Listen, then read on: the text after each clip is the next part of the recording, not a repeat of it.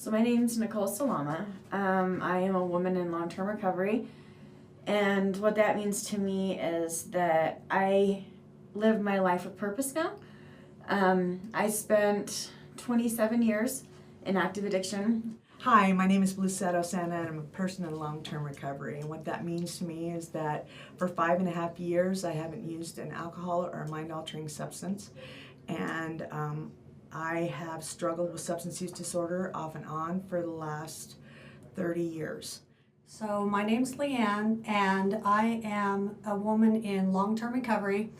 And what that means to me is I have not used a substance to numb emotions or thoughts for 8 years now. My name is Madeline Carden, and I've been in recovery for almost 4 years now, but it's been kind of a journey. So I've been in recovery before that. The first time I went to rehab, I was 18 years old. So my name is Jordan Saxton, and addiction has impacted my life significantly. I lost my brother in 2014 from a heroin overdose, and our family had dealt with his addiction for 4 years leading up to that. So essentially since 2010, I have been living with the consequences of addiction, of substance use and misuse. When I was 15 years old, I got into a relationship with a guy, and he had just gotten out of rehab, and he was in rehab for OxyContin, and I didn't even know what that was. I thought that it was just like a pain pill. I didn't realize that it was synthetic heroin, essentially, and so one night I just decided that I was going to try it with him. It started for me as a young child. I had a mother who was a school teacher and a father who was in the insurance business, but he had some setbacks and ended up being in the drug trafficking business. I was 36 the first time I ever used a substance. However, I was prescribed prescription medication, which was a legit thing. So from ages 15 to 18, I used OxyContin on the weekends. I drank a lot. I was experimenting with all different types of drugs, and there's no doubt that I absolutely just loved the way that I felt when I was doing those, but I didn't have the consequences yet.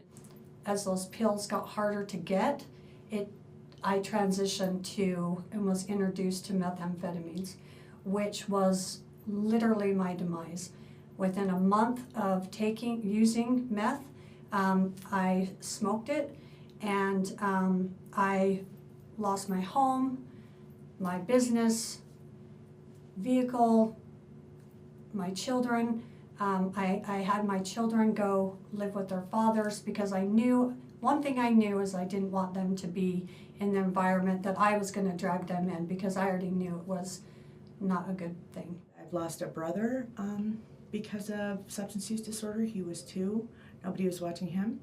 And then I also lost my oldest child in 2011 to a heroin overdose. I was 22 years old when I actually turned 23 in, did I turn 23? Yeah, I turned 23 while I was in treatment the last time that I went, and it was like the 8th or 9th time I'd gone through treatment. So in those 4 years, I went to treatment like 8 times, which is kind of insane to think back about, but I went for the last time, and it's been almost 4 years, like I said before, and my life has just totally changed. I've learned that support and connection to your family and your community is one of the most important things.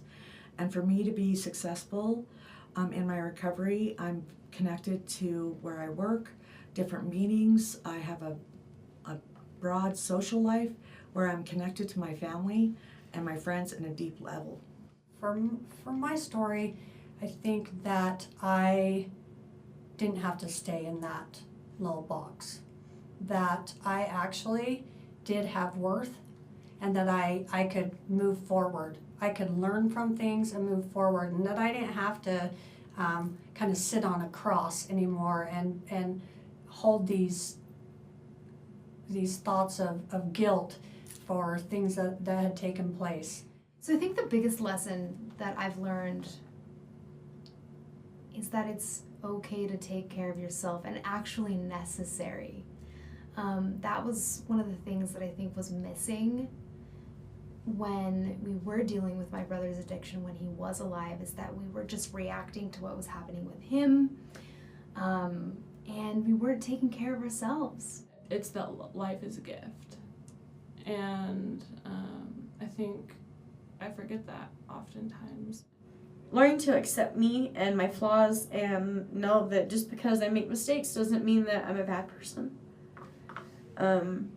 And forgiveness, mostly of self as well. Had I not forgiven myself for my past, I would always have a reason to get high. And I didn't want that in my life. I didn't want to keep going like that. It's a dreadful life. So my understanding of stigma is something that, as a society, culturally, we sort of adopt these perceptions or understanding about something or someone that may not necessarily be true. Stigma to me is putting a label on someone that doesn't deserve the label because of lack of understanding and lack of education. Stigma is very difficult to overcome, especially when the community at large sees you as a certain way, and then part of your belief system is that's who you become. For me, I had to fight being a drug addict and somebody who had been incarcerated, so an ex-felon, an ex-convict. And for me, being able to access housing or other things, or even to have a job so that I could be a success in society, was difficult because of the stigma that surrounds people who have substance use disorders and people who are coming out of incarceration. I had to really fight just to get my basic needs met. To have somewhere to live, to be able to get a job, to be able to have health insurance. And for most people, those are just, easy things to do. When you have a criminal history, and especially a drug history, those things can become impossible. And when you're faced with brick wall after brick wall after brick wall, people give up. So I think stigma would be a collective story that people tell themselves about other people, and then also, as a result, that story becomes something that we tell ourselves. Oh man.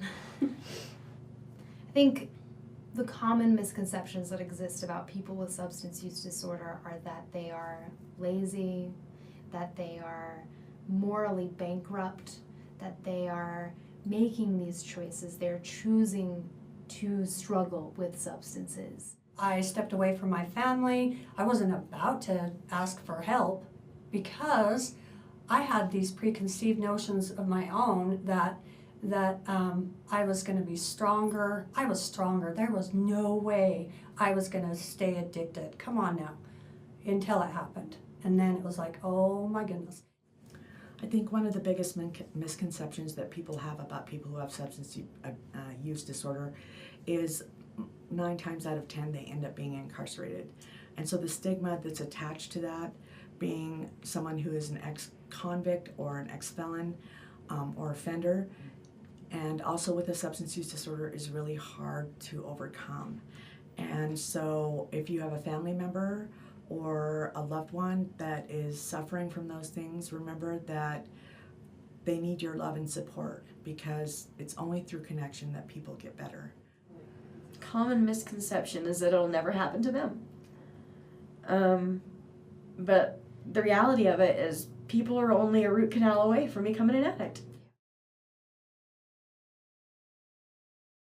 I think when I think about talking to high school students, I think about me as a high school student and what would I say to her. And I think I would say that it's okay to be struggling and it's okay to feel all those feelings. I think for a long time, especially throughout my high school career, I felt so afraid and I didn't like who I was and I was ashamed and I thought that I couldn't tell anybody what was going on with me. And interesting that this topic came up throughout the interview, but I think that those were stories that I told myself that weren't necessarily true. So my message to high school students would be to make sure that you're taking care of yourself. That was one of the things that I wished that I had done with my brother Chase. I wished that I had gotten more information about what was going on, about how I could help him, and I wished that I had taken better care of myself. Well, the reality of it is that I could say never do drugs, but peer pressure and other things that happen, you may end up being in the same position that I was in. And if that's the case, then always realize that you can connect to other people to heal. And if you have a family member, reaching out, getting connections, getting support and resources are very important for your success in recovery or wherever you're at. Just as a human being, it's good to be connected. Talk about it. It's everywhere. It's going to affect you eventually. And talk to people you trust. Seek information. You know, if you're curious about substances, we have a whole internet that you can go and you can look at stories, you can see the results, and know that drugs don't discriminate. They don't care what tax bracket your parents are in. They don't care how much money they make. They don't care if you're a religious leader, if your parents are bishops. Drugs do not discriminate. Protect yourself. Recognize that anyone could become addicted to a substance. Remember that those individuals that you laugh about or make fun of or degrade are somebody's mom, someone's sister, brother, aunt, uncle, I'm sorry, grandpa, grandma. I mean, this does not discriminate. And because it doesn't discriminate, you need to always be on your game and pay attention. You start feeling like you're using something that is making you feel probably better than you should probably take a step back.